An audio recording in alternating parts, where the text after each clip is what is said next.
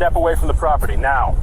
You're matching a burglary call. This is my house. There's an estate sale sign on the mailbox. You're detaining me without cause. I don't care about signs. You don't look like you belong here. My name is Eleanor Vance. I'm the state attorney general. Radio it in. Turn around. You're under arrest. You just ended your career. Officer Derek Thorne had been patrolling the upscale streets of the Heritage Hill District for 6 years when he made the split-second decision that would obliterate his career and cost the state taxpayers $6.5 million. He was 32 years old, a man who prided himself on his instincts, on his ability to smell trouble before it happened. But on a bright, sunny Saturday morning in May, his sense of smell was failing him. He was about to walk onto a historic property and arrest a woman who wasn't just a homeowner, but arguably the most powerful legal authority in the entire state.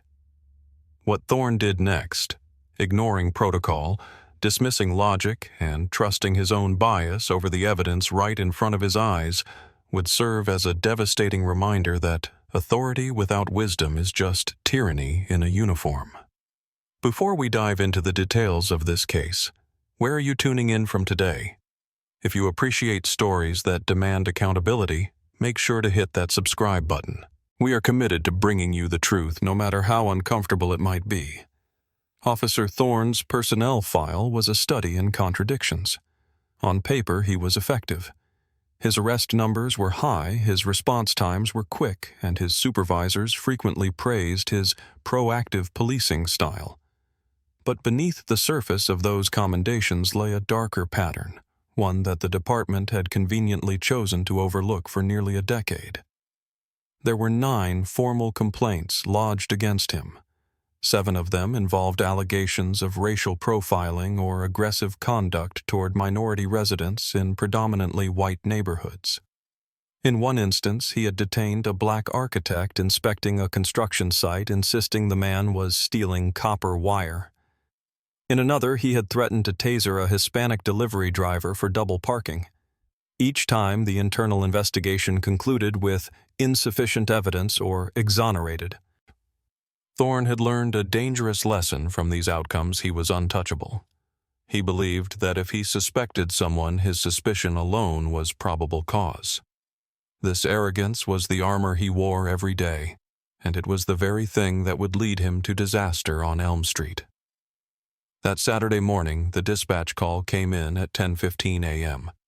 Thorne was parked 3 blocks away, finishing a coffee. The radio crackled with a report of a burglary in progress at 450 Elm Street. The caller, a neighbor, reported seeing a suspicious individual removing furniture from the home and piling it on the lawn. Thorne didn't ask for a description. He didn't ask if there was a vehicle. His mind immediately conjured an image of a looting crew stripping a vacant house. He hit the lights, hit the siren, and sped toward the address, his heart rate climbing, ready for a confrontation. He didn't know that 450 Elm Street wasn't vacant. He didn't know that the furniture on the lawn was antique mahogany, and he certainly didn't know that the suspicious individual was Eleanor Vance, the state attorney general, who had spent the last 20 years putting criminals and corrupt cops behind bars. Eleanor Vance was 56 years old, a woman of immense stature in the legal community. She had served as a federal prosecutor for 12 years before being elected as the first black woman to hold the office of state attorney general in the state's history. Her reputation was formidable. In the courtroom, she was known for a terrifying calmness, a razor-sharp intellect, and an encyclopedic knowledge of constitutional law. She was not a woman who suffered fools, and she was certainly not a woman who broke the law. But on this particular Saturday, she didn't look like the Attorney General. She wasn't wearing her signature Navy power suit or standing behind a podium addressing the press. She was dressed in a faded pair of oversized gardening jeans, a stained University of Michigan sweatshirt, and a bandana tying back her graying hair. She was at her childhood home, a sprawling Victorian estate that had been in her family for 3 generations. Her parents had passed away the previous winter within months of each other, and Eleanor had finally found the emotional strength to begin the task of sorting through a lifetime of memories. She had decided to hold an estate sale, a way to let the neighborhood share in the history of the house rather than sending everything to an auction house. Since 8:00 a.m., Eleanor had been hauling boxes and furniture out to the manicured front lawn. She was working alone, enjoying the physical labor, finding it therapeutic. She had set up 2 long folding tables near the sidewalk and was carefully arranging vintage glassware, hardcover books, and old lamps. She had placed a small cash box on a card table and had taped a hand-lettered sign to the mailbox that read, "Estate sale, today only." It was a scene of domestic normalcy, a woman clearing out a house on a beautiful spring morning. But to the eyes of her neighbor across the street, Eleanor Vance was a threat.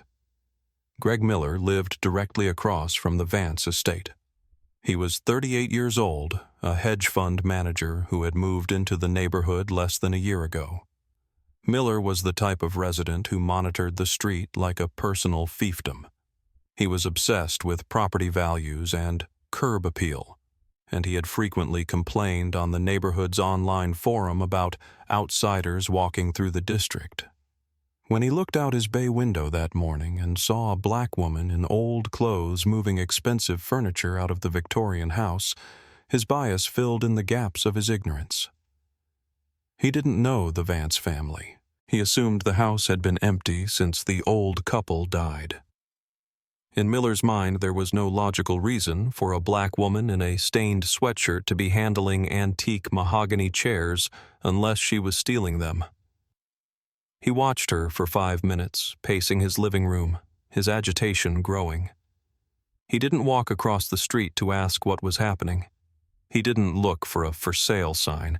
He simply decided that a crime was being committed. He picked up his phone and dialed 911. "I need to report a break-in," Miller told the dispatcher, his voice tight with self-righteous panic. "There's a woman stripping the house across the street. She's hauling everything out to the lawn. It looks like she's waiting for a truck to come pick it up. You need to send someone now before she gets away with it." When the dispatcher asked if the woman seemed armed or if there was a vehicle present, Miller embellished. "She looks aggressive. She's moving fast. I don't see a car, which means she probably has accomplices coming. Just get an officer here." Miller hung up, feeling a surge of civic pride. He believed he was protecting the neighborhood. He stood by his window, arms crossed, waiting for the police to arrive and remove the intruder. He had no idea that he had just called the police on the woman who signed the paychecks for the state's entire Justice Department. Officer Thorne's patrol car screeched to a halt in front of 450 Elm Street at 10:23 a.m. He didn't park calmly. He angled the cruiser aggressively toward the curb, partially blocking the driveway.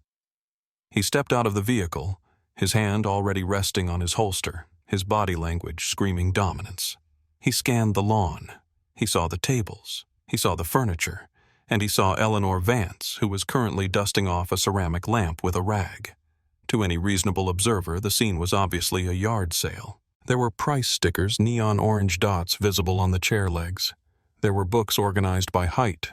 There was a sign on the mailbox. But Thorne wasn't looking for context. He was looking for confirmation of the dispatch call.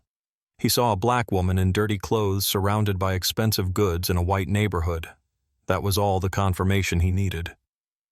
"Step away from the merchandise," Thorne barked, striding across the lawn, bypassing the sidewalk entirely. Eleanor looked up, startled. She shielded her eyes from the sun, squinting at the officer charging toward her. She didn't drop the lamp. She didn't run. She simply stood up straighter, her demeanor shifting instantly from casual gardener to the steel-spined prosecutor she was. "Excuse me," Eleanor said, her voice calm but projecting clearly. "Can I help you, officer?"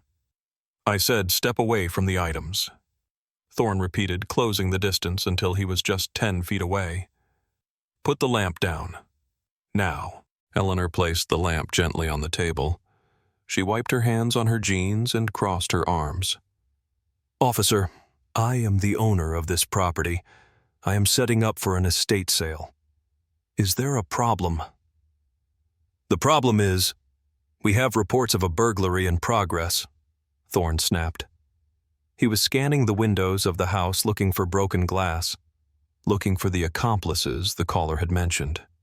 "And you match the description of the suspect." "I am not a suspect," Eleanor said, her tone hardening. I am Eleanor Vance. This is my parents' home. I am preparing for a sale. If you look at the mailbox, you will see the sign. If you look at these items, you will see price tags. I suggest you lower your voice and check your facts." Thorne didn't like her tone. He wasn't used to suspects speaking to him with authority. He was used to fear to compliance to apologies. This woman's confidence felt like a challenge. "I don't care about a sign," Thorne said, stepping onto the porch steps to tower over her. "Anyone can put up a sign. I need to see identification proving you live here, right now." "My identification is inside the house," Eleanor said, gesturing toward the front door. "My purse is on the kitchen counter.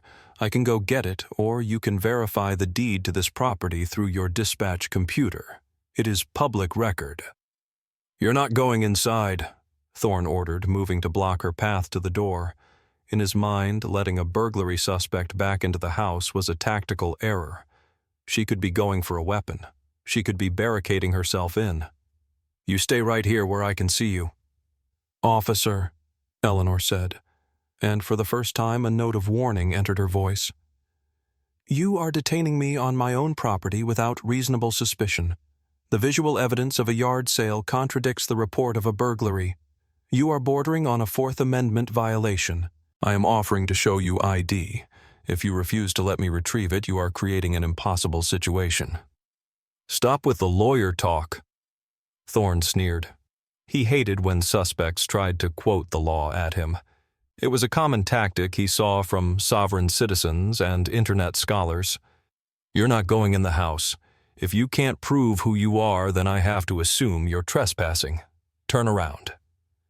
"I will not turn around," Eleanor said, planting her feet. "I am the Attorney General of this state. My name is Eleanor Vance. You are making a mistake that you will not be able to undo. I am ordering you to stand down and verify my identity via your radio." Thorne laughed. It was a short, sharp bark of disbelief. "Yeah, and I'm the chief of police. You're the Attorney General dressed like that look lady I'm done asking. You're failing to comply with a lawful order. Turn around and put your hands behind your back." By now, neighbors had come out of their houses. A few were standing on their porches. 2 men were on the sidewalk, phones raised, recording the interaction. Thorne didn't care. He felt entirely justified. He saw a delusional woman refusing to identify herself. "Officer, look at your audience," Eleanor said, nodding toward the neighbors. "They are filming you. You are about to arrest a constitutional officer of this state for cleaning her own front yard. Think very carefully about your next move." Thorne didn't think. He acted. He grabbed Eleanor's wrist, twisting it behind her back with unnecessary force. Eleanor gasped in pain, but didn't struggle. She knew that any physical resistance would give him the excuse to escalate to violence. She went limp, allowing him to spin her around. "You are under arrest for trespassing and resisting an officer," Thorne announced, pulling his handcuffs from his belt. The metal clicked ominously as he slapped them onto her wrists. "I am not resisting," Eleanor stated loudly, ensuring the cell phone microphones picked it up. "I am complying under duress. I have identified myself as Eleanor Vance, State Attorney General. I have informed this officer that my identification is inside the house. He has refused to verify my status." "Shut up," Thorne growled, tightening the cuffs until they bit into her skin. He shoved her forward, marching her down her own driveway toward his patrol car. "You can tell your stories to the judge." "I don't need to tell a judge," Eleanor said, her voice icy calm, as he pushed her against the hood of the car. "I appoint the judges, and I prosecute officers who violate the public trust. Officer, look at my face. Remember it, because it is the last thing you will see before you lose your badge." Thorne ignored her. He opened the back door and pushed her inside the cramped cage of the cruiser. As he slammed the door, he felt a rush of adrenaline. He had caught the burglar. He had secured the scene. He got into the driver's seat, radioed that he had one female in custody, and pulled away from the curb, leaving the antique furniture and the estate sale sign standing silently on the lawn. The drive to the precinct took 15 minutes. Eleanor sat in the back, handcuffed, staring at the back of Thorne's head. She was memorizing his unit number. She was noting the time.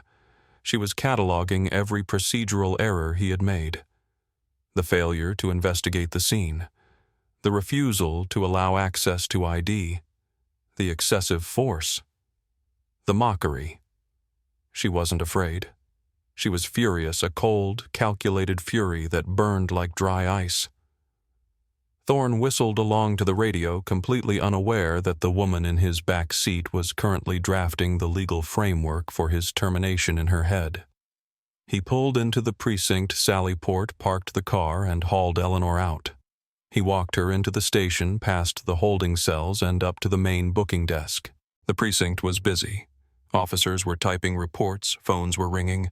Behind the high desk sat Sergeant Miller, no relation to the neighbor, a 58-year-old veteran who had been with the force for 30 years.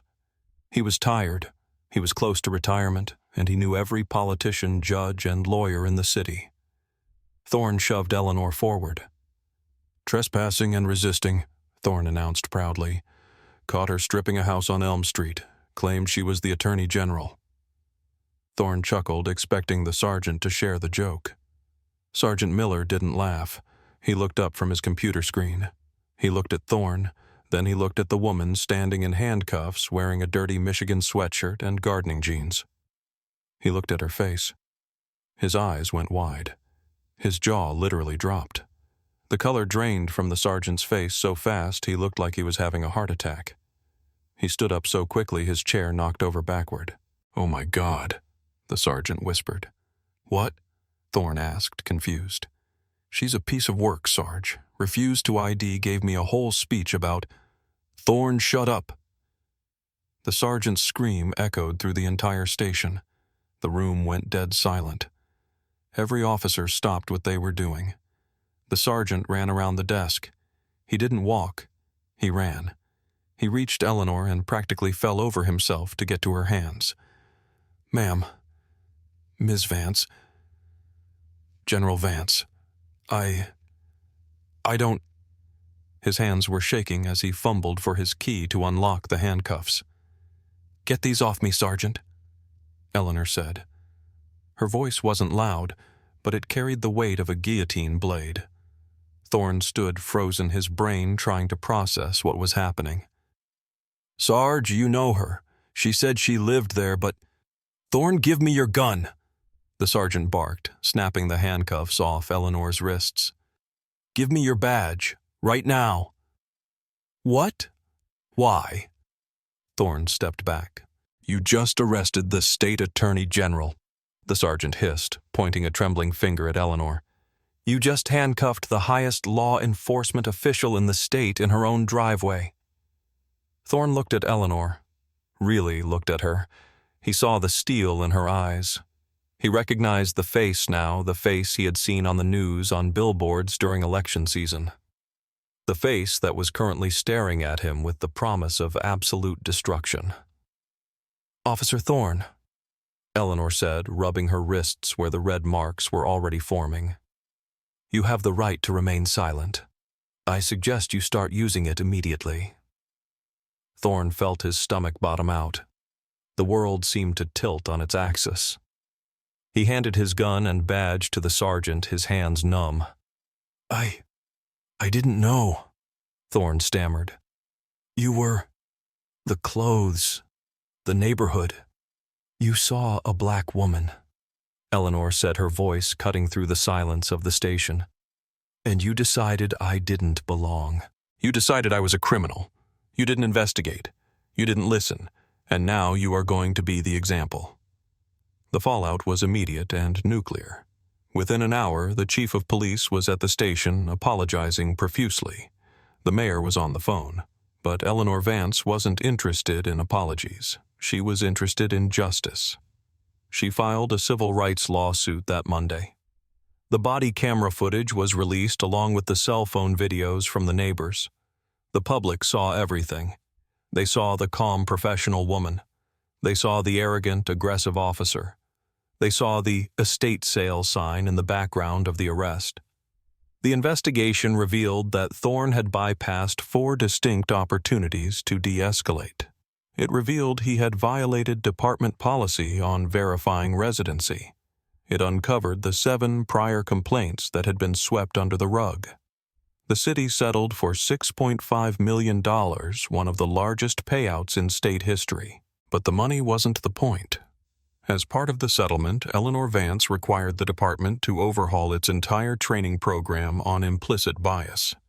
She required the reopening of all past complaints against Officer Thorne. Derek Thorne was fired 4 weeks after the incident. He was decertified by the state board, meaning he could never work as a police officer again in that state or likely any other. His career was over at 32. Greg Miller, the neighbor who made the call, faced his own reckoning. He was not charged criminally, as being biased isn't technically a crime, but Eleanor sued him for defamation and harassment. The lawsuit made his name public. He was fired from his hedge fund after clients threatened to pull their money. He sold his house on Elm Street 6 months later and moved away a pariah in the neighborhood he had tried so hard to protect. Eleanor Vance donated the entire $6.5 million settlement to a legal defense fund for victims of wrongful arrest who couldn't afford high-powered lawyers. She returned to work the next week a little more bruised, a lot more determined. This story isn't just about a bad cop or a wealthy neighbor. It's about the lenses we wear when we look at the world. Officer Thorne looked at a yard sale and saw a burglary. He looked at a state attorney general and saw a suspect. He was so blinded by what he expected to see that he couldn't see what was actually there. It begs the question, how many other people have been arrested, detained, or humiliated simply because they didn't look the part? How many people didn't have the power or the title of Attorney General to save them? We have to ask ourselves, what is the cost of our assumptions? For the city, it was $6.5 million. For Derek Thorne, it was his career. But for the countless others who face this bias without a badge to protect them, the cost is their freedom, their dignity, and sometimes their lives.